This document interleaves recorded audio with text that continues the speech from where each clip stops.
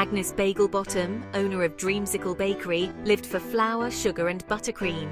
Her tiny bakery, smelling permanently of vanilla and hope, was her pride. Agnes hadn't had it easy. She dropped out of clown college after an unfortunate unicycle incident involving a mime and a vat of confetti. But baking she could do. Then came the call. A wedding cake. Not just any wedding, mind you, but the wedding of Brenda Buttercup, local celebrity and owner of the town's most successful line of organic gluten-free dog biscuits. Agnes nearly fainted. This was her big break. She could finally prove to her mother that clown school wasn't a complete waste of tuition. Agnes spent days sketching the cake. It was going to be epic. 5 tiers, cascading edible pearls, and a miniature replica of Brenda and her beloved poodle Buttercup Jr. on top. Finally, the day arrived. Agnes, fueled by coffee and nervous energy, began her baking marathon. The kitchen was a flurry of activity. Agnes, covered in flour and looking slightly manic, whisked, beat and folded with the precision of a brain surgeon. Except for the part where she wasn't a brain surgeon. She reached for her secret ingredient, a blend of exotic vanilla beans, flown in from a remote island with terrible cell reception. Or so she thought. In her haste, Agnes had grabbed the wrong jar. Instead of vanilla, she'd added a generous helping of her eccentric Aunt Mildred's special herbal tea blend. Aunt Mildred always claimed it cured everything from hiccups to existential dread. Agnes, however, suspected it was just a bunch of weeds Mildred found in her backyard. Unaware of her critical error, Agnes popped the cake into the oven and waited. The wedding was in full swing. Guests, dressed in their finest pastels, sipped champagne and politely ignored the groom's nervous sweating. The cake arrived, a majestic masterpiece bathed in soft light. Brenda gasped. Buttercup Jr. woofed in approval.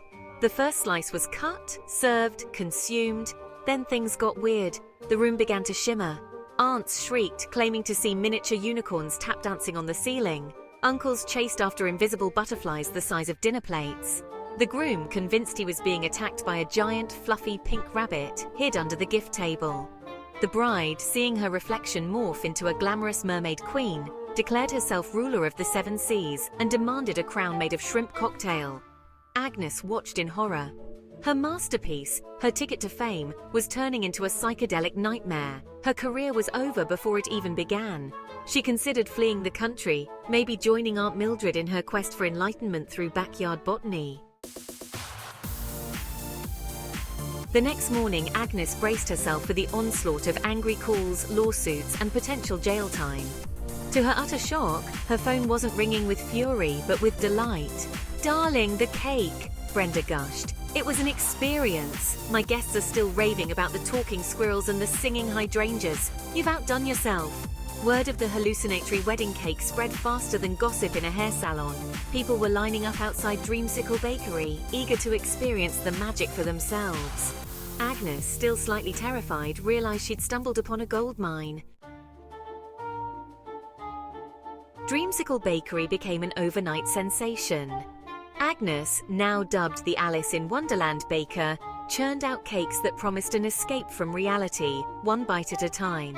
She hired a team of bakers, all sworn to secrecy about Aunt Mildred's special ingredient, which upon closer inspection turned out to be a rare Himalayan herb with mild psychotropic properties when baked at precisely 350 degrees Fahrenheit.